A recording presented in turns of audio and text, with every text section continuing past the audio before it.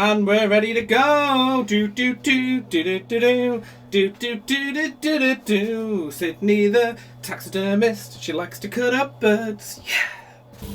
Can you see the dog? Yeah, I've seen the dog. Oh. Yeah.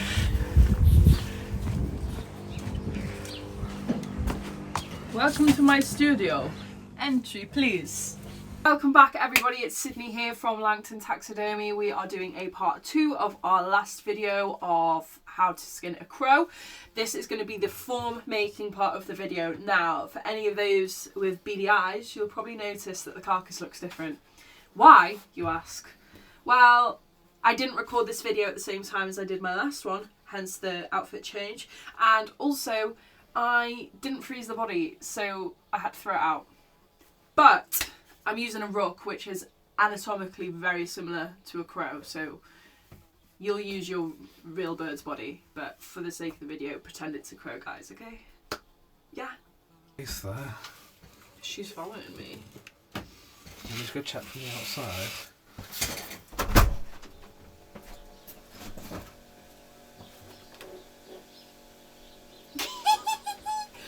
Oh, wait, no. It's got the pole in it a little bit. What? So, how are we going to make a form? I use woodwool. This is how I'm going to teach you because this is how I know it. You want to get your woodwool. Little tip, sometimes I find that helps if you soak your hands, get them nice and wet. Helps with the woodwool to shape it a bit better. Or you can use a little spray bottle. I know, crazy. You want that woodwool to be, not like soaking, but, you know, good consistency. It just makes it easier to shape. Now, we're obviously going to use our carcass from the bird. I use this as a reference because we want it to be as similar as possible. Yes. I just basically get the woodwool and I scrunch it. Scrunch it real good, okay? I've also got some calipers here because we can also make real measurements. How do I open it? Oh my goodness. What the hell? Shows how often you use them. Use your calipers, guys. What? Bear with me.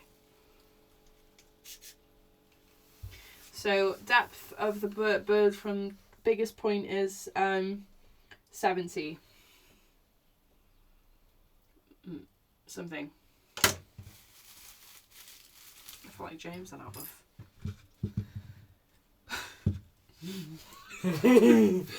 Right, what I'm going to do is get my yarn string thing, very technical term, and I'm just going to literally wrap the body. It's called wrapping a body because it quite literally is that.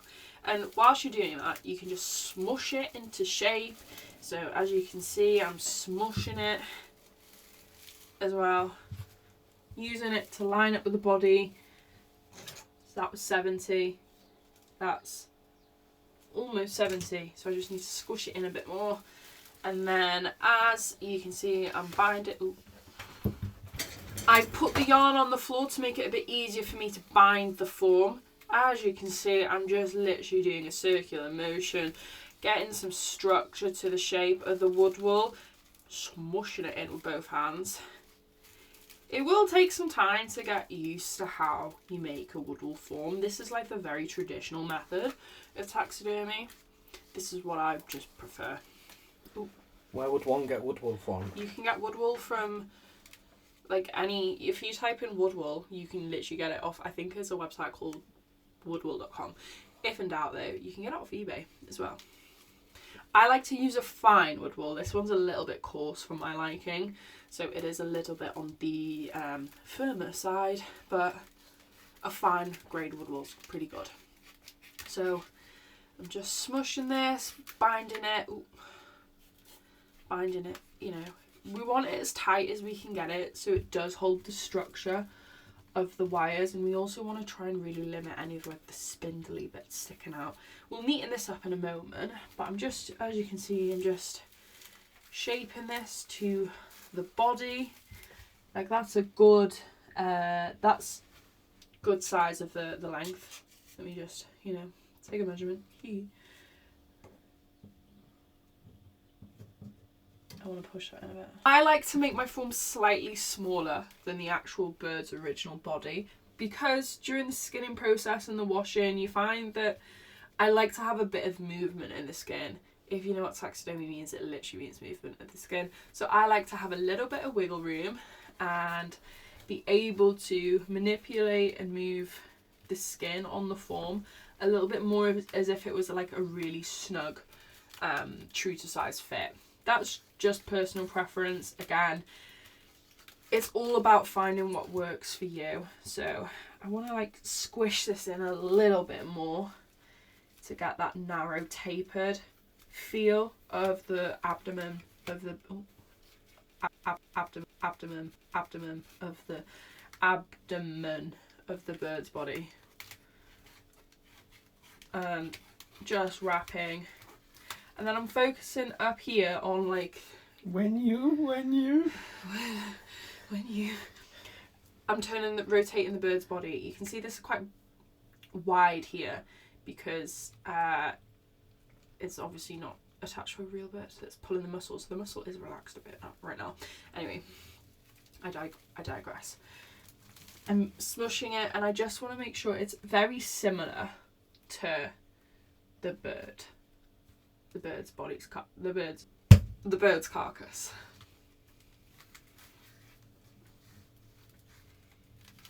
I'm just wrapping it again, making it, you know, really tight, really tightly bound. I like to do a little V here, as we can see on the bird's carcass. It's got that little V shape there. I like to try and put that in my form as well. It doesn't have to be, you know, massively exact, because obviously, like I say, I make it a bit smaller so I can use the skin as well to manipulate. I like to put that V shape in, so I find it helps the bird's neck sit in that shape a bit better. And then there we go, just binding it really tight. Also, anything big like this, if your wood wool has big chunks in it, try and get rid of them. It just makes it a bit easier. And then continue to wrap until the form looks nice and neat, nice and uniform. Comparing it, you can remember as well, nice and uniform. You got to remember as well, obviously this has still got parts of the leg and parts of the wing on it. The skin will have the leg bones and the wing bones, so you got to kind of take into consideration that space will be taken up by that as well. So that's, again, another reason why I like to make the forms a little bit smaller, to take into account the space that the wire is going to take. And when I get to part 3 of this process, I'll show you that I fill the skin with cork as well to help smooth the feathers down. But that's not today's process. We're just focusing on getting a nice form. So once we're at a point where we're quite happy, I'm just going to smush this in again. Really get my... Oh. I'm going to get this V shape a little bit better, okay? And then, once I've done that really hurt. You're going to tidy up the little scraggly bits. Pull that off, there we go. That's your bird body. Nice, compact. Looks like a ball of wood right now. Kind of what it is. You're going to have a wire. I like to have a wire that is just a little bit longer than the bird's body and its neck. Ignore the tongue there, but yeah, that's slightly longer. We're then going to remember which side is the front and which is the back. We're then going to put this wire all the way through the form that we have just made. You want it to go, oh, not like that. You want it to go all the way through from the top to the bottom of the form as best as you can, just like this. So you've got that kind of shape. With your snips, you just want to get these and bend the wire over. So you've got like a U loop shape.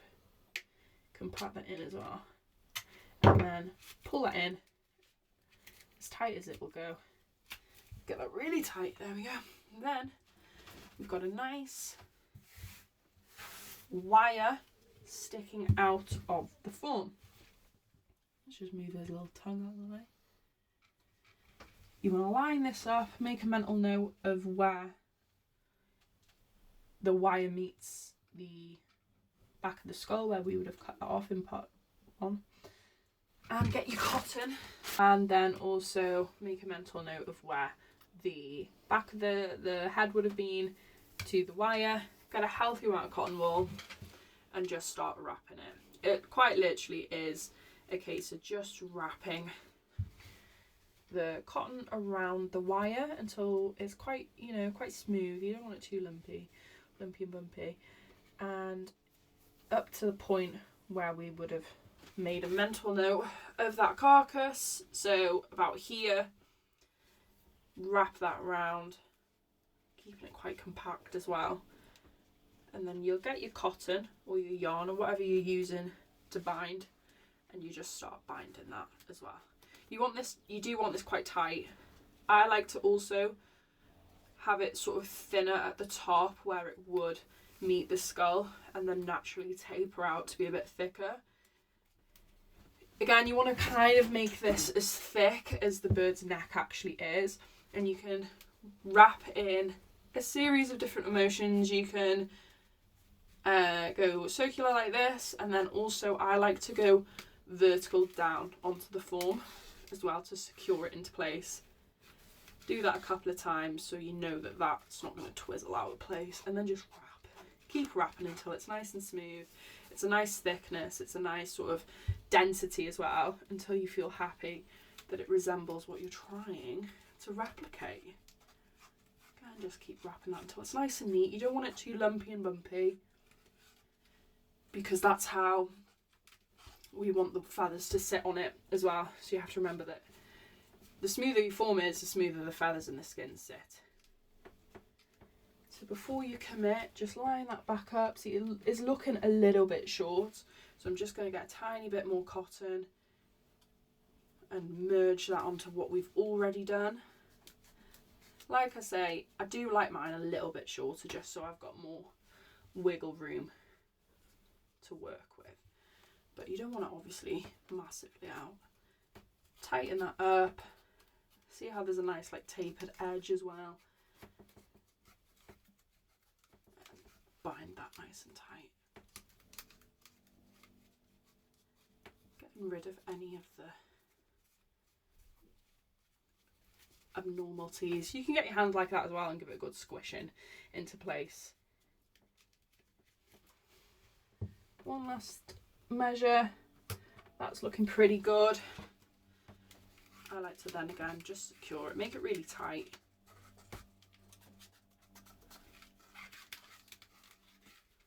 And then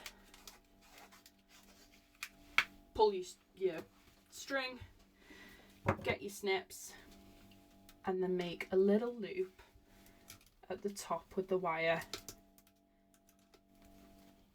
until it meets. This is what's going to go into the actual bird's skull cavity. Any excess like that, you can twizzle it around again, or you can just snip it, whatever's easiest. I like to just squish it in. I find the bigger the loop, obviously not huge, but the bigger the loop, the more contact area there is for it to stay into the skull.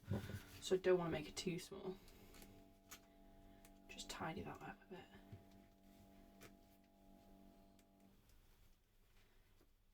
There we go.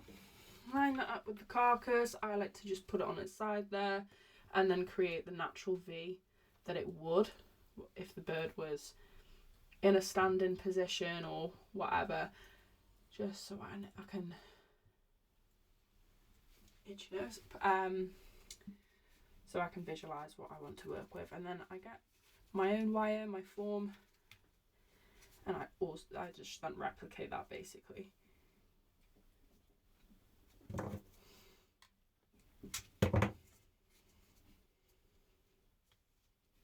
Always using the bird's body as a natural guide to how you want your form to look.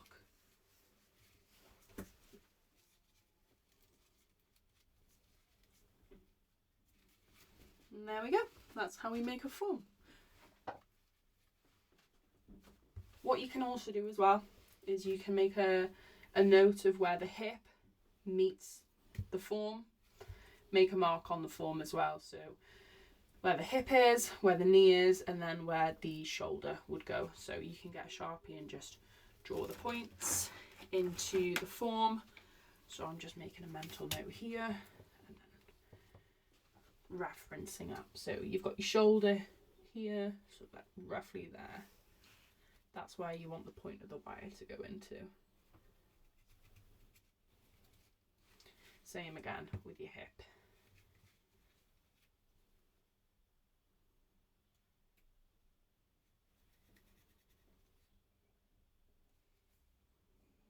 You can also then just use the bird's body itself, manipulate that to where it would want to naturally sit. So that wants to go there, and then same again on this side with the leg.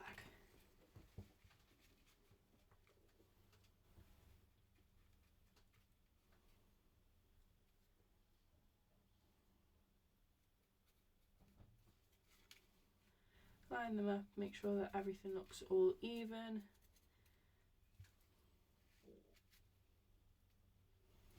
And there we go. We've got a bird form. This is obviously a form for a rook, but it's now a form for a crow. If you liked this video and you found it helpful, don't forget to like, subscribe, comment, follow along if you're wanting to see part 3 on the mounting process of how to put a crow together for taxidermy. And also, if you want to have a cheeky little gander, the website will be linked down below at www.langtontaxidermy.co.uk. Thank you so much. Bye.